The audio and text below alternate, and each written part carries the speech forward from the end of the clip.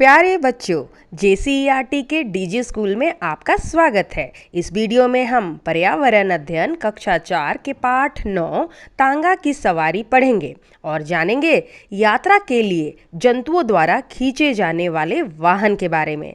तो चलिए हम पाठ शुरू करते हैं पाठ में दिए गए कविता से। टप टप टप टप घोड़ा आया, झूम के देखो तांगा लाया, गले में रुंझुन घुंघरू बजता, यहाँ कूदता वहाँ उछलता। ऊंचा नीचा ऊबड़ खाबड़, सीधी राह सड़क पर सरपट, दादा दादी चाचा चाची सभी बैठे तांगे में झटपट। जाड़े की सुनहरी धूप सेकते, नानी घर की सैर हम करते, थकता हाँफता जब भी घोड़ा, पानी पीता खाता घोड़ा। तो बच्चों, कविता में तांगा की सवारी के बारे में बताया गया है। इसकी सवारी की तो बात ही कुछ और है। टप टप टप इसके पैरों की आवाज़, साथ ही गले में बंधे घुंघरू की आवाज़ बहुत मधुर लगती है। रास्ता ऊबड़ खाबड़ हो या सीधी, सभी जगह उछलता कूदता घोड़ा सभी यात्रियों को उनके गंतव्य स्थान तक पहुंचा देता है। कुछ वर्षों पहले तक आज की तरह मोटर गाड़ी नहीं हुआ करती थी।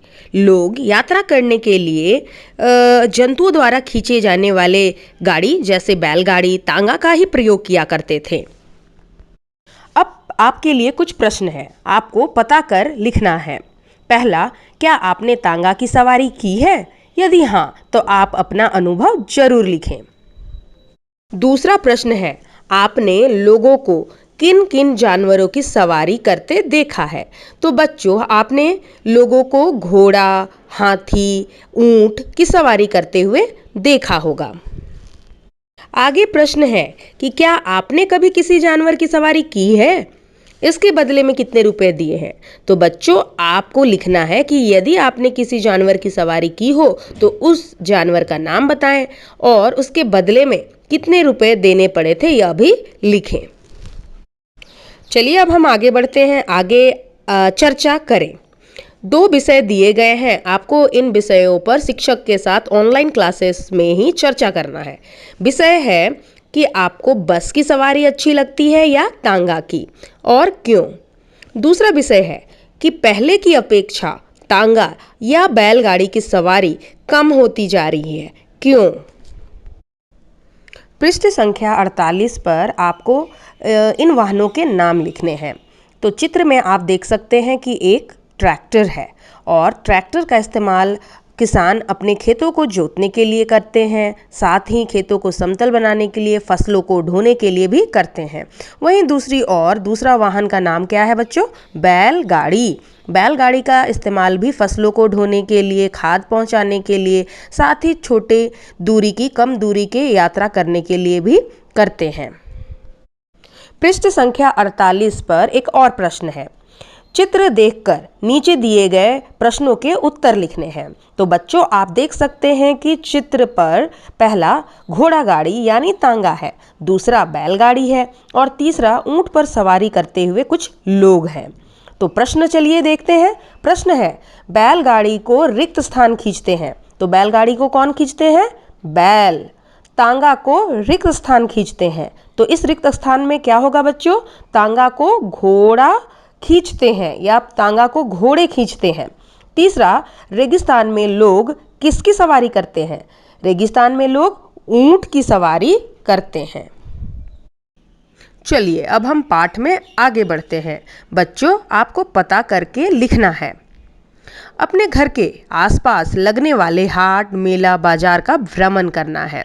फिर अपने बड़ों के साथ या फिर वहाँ उपस्थित लोगों के साथ बातचीत कर पता करना है कि ये जानवर कौन कौन से सामान ढोते हैं।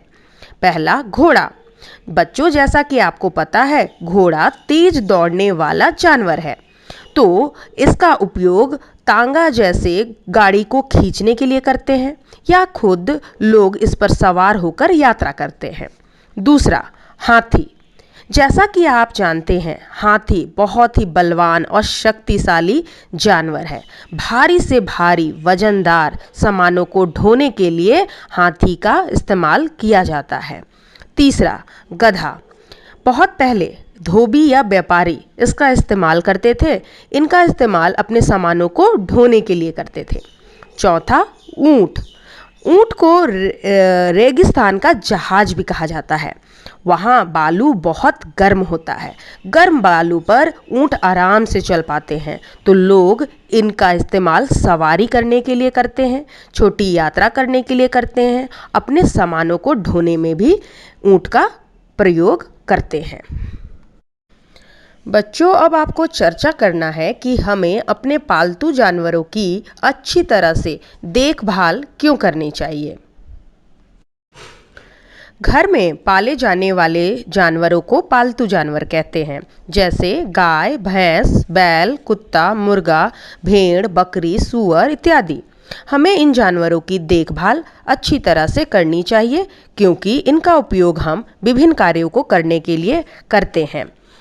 इनके समय पर खाने पीने का ध्यान रखना चाहिए, इनके रहने का स्थान की साफ सफाई करनी चाहिए, यहाँ तक कि इन जानवरों को भी साफ सुथरा रखना चाहिए, क्योंकि यदि ये बीमार होंगे तो बहुत सारी बीमारियाँ इनसे फैल सकती है। दूसरा प्रश्न है, किन किन जानवरों का उपयोग यात्रा करने या सामान ढोने या दोनों में किया जाता है।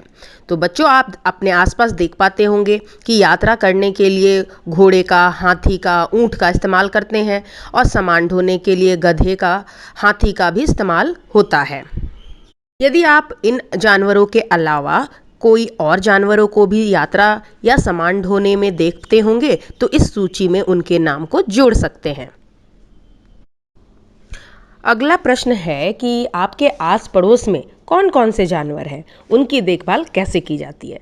तो बच्चों, कम से कम 3 जानवरों की सूची बनानी है और पता करना है कि उनकी देखभाल कैसे की जाती है।